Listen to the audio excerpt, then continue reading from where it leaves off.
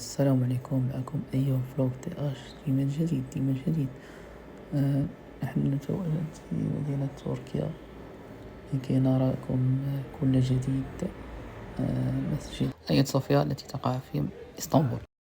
يعد مسجد آية صوفيا أحد أشهر المساجد، وهو مدرج في قائمة يونسكو للتراث العالمي، ويمتاز بهندسته المعمارية وأهميته التاريخية. لذا كل من بيزنطية والإمبراطورية العثمانية، بني في عام 1500 ميلادي، ولكن تم تحويله إلى مسجد بعد الفتح العثماني عام 1453. وهنا ستنتهي الجولة. نتلاقاو في فلوق آخر إن شاء الله. صراحة فلوق جميل جدا.